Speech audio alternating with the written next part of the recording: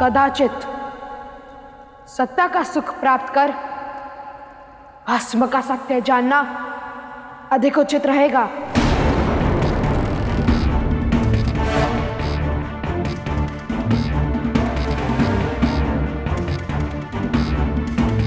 कार्तिकेय, अपने पिता को देखो, सर्वशक्तिशाली देवों के देव महादेव है वो। फिर भी उन्होंने कभी सत्ता की इच्छा नहीं की, सदैव कर्तव्य और उद्देश्य के मार्ग को ही चुना है।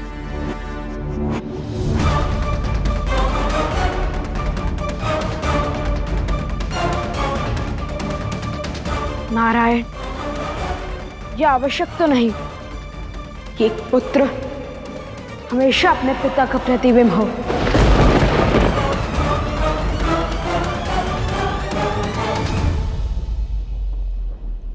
वो महादेव है और मैं कार्तिकेय, और मैं कार्तिकेय, और मैं कार्तिकेय।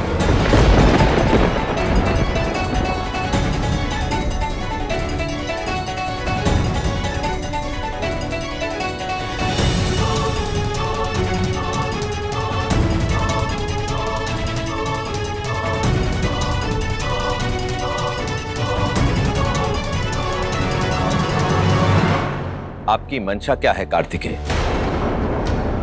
मेरी ही सभा में आकर आप मुझे मेरे ही सिंहासन से हटाने की बात कर रहे हैं। स्वयं महादेव यहां पर उपस्थित हैं। इसी कारण अभी तक मैं भी मौन हूं और अन्य सभी देवता भी। तो तोड़िए अपना मौन, तोड़िए अपना मौन, तोड़िए अपना मौन।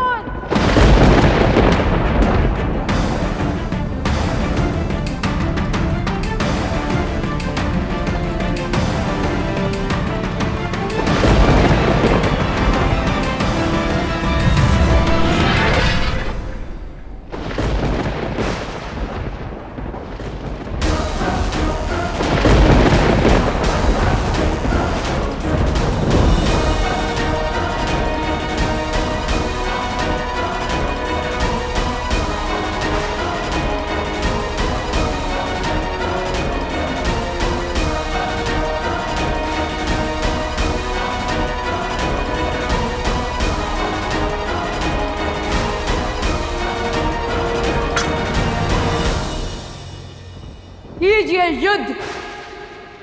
यदि आप जीते तो स्वर्ग आपका, स्वर्ग आपका, और हारे तो मेरा, कार्तिकेय का, कार्तिकेय का, कार्तिकेय का।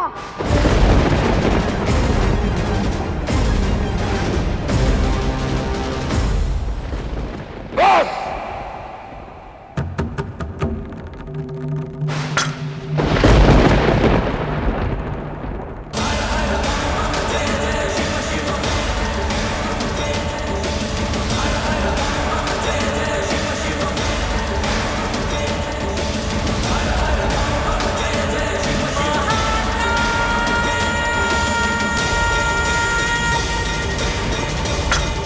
कार्तिकेय, देवराज इंद्र की सभा में आकर उन्हीं का अपमान करना अनुचित है। ये एक पुत्र के संस्कारों और एक सेनापति के आचरण दोनों के लिए घातक है, दोनों के लिए घातक है।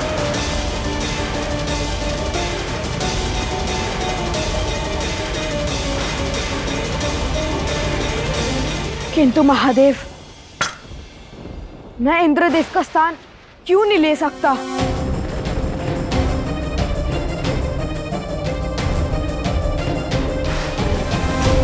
या फिर मेरी नियति में सदा वंचित रहना ही लिखा है, सदा वंचित रहना ही लिखा है।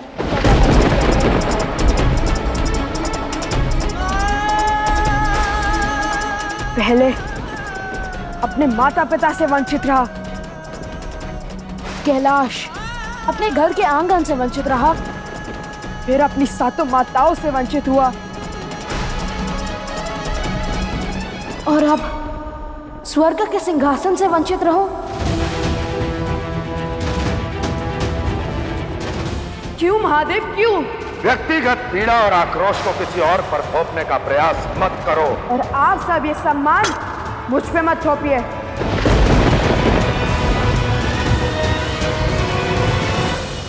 तारकासुर का वध मैंने किया था और यश देवराज इंद्र का हो रहा है।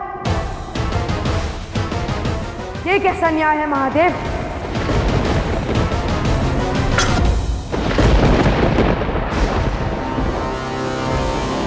कार्तिकेय, इसी क्षण कैलाश लौट जाओ, कैलाश लौट जाओ, कैलाश लौट जाओ।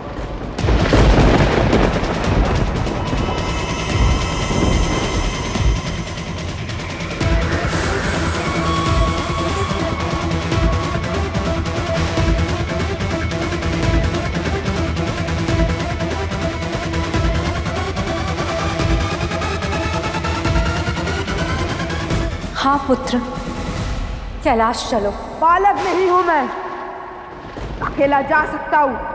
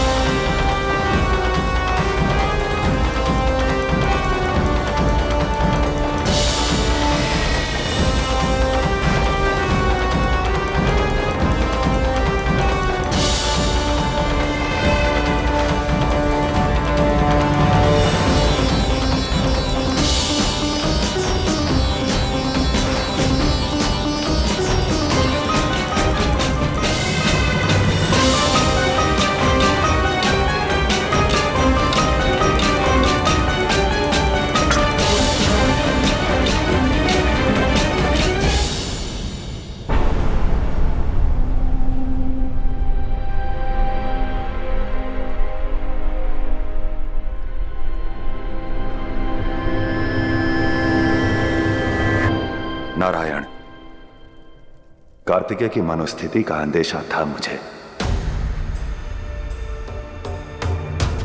और जब आप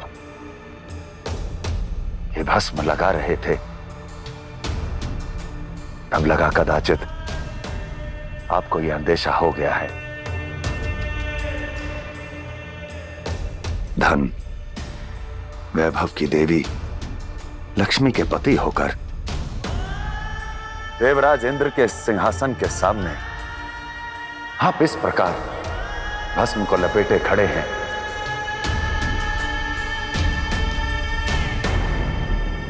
और यह संदेशा है इस संपूर्ण जगत को, सत्ता, धन, वैभव कि सब एक दिन जलकर भस्म हो जाएगा, क्योंकि सबसे अधिक बलशाली भस्म है, परम सत्य भस्म है, परम सत्य भस्म है, परम सत्य भस्म है।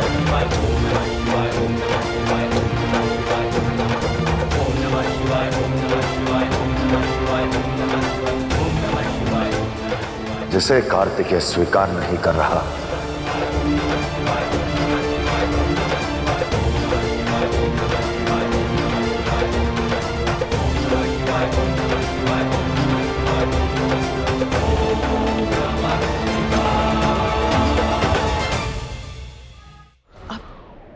अरे कार्तिकेय, इतना क्रोध?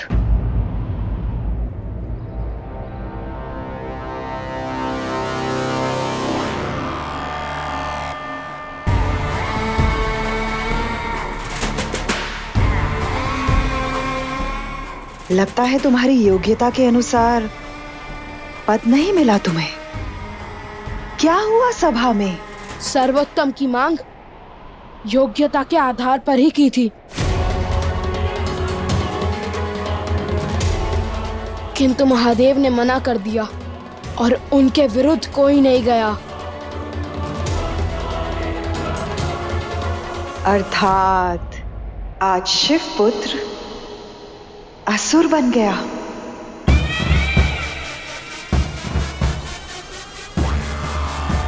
हम भी तो तुम्हारी तरह हैं कार्तिकेय, सर्वोच्च योग्यता होने के बाद भी सर्वोत्तम पद से सदा वंचित रहे। असुर बनने की बधाई हो कार्तिकेय।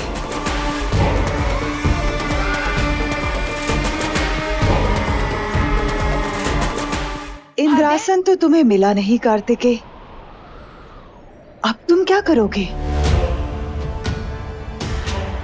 सबको मनाऊंगा, विश्वास दिलवाऊंगा कि बल है तो सत्ता मिलनी ही चाहिए। यदि बल है तो सेवा करनी चाहिए, और यही कार्तिकेय को समझना होगा, कार्तिकेय को समझना होगा।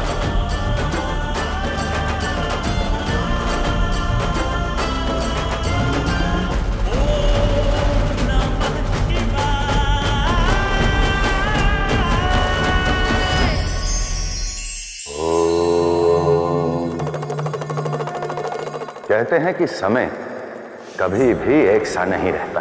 आज सुख की छांव है तो कल दुख की तीखी धूप खिलेगी। हम कितना भी प्रयास क्यों ना कर लें, परंतु सदा सुख नहीं पा सकते। हम सोचते हैं कि अभी जीवन में दुख है, तो जब सुख आएगा तब हम जीवन का आनंद लेंगे, और यदि अभी जीवन में सुख है, शांति है, तो धन धान के भंडार भर लेते हैं। इसी सुख दुख के फेर में एक व्यक्ति अपना संपूर्ण जीवन व्यतीत कर देता है। यदि अच्छे समय की प्रतीक्षा करते रहे तो यह जीवन ही कम पड़ जाएगा।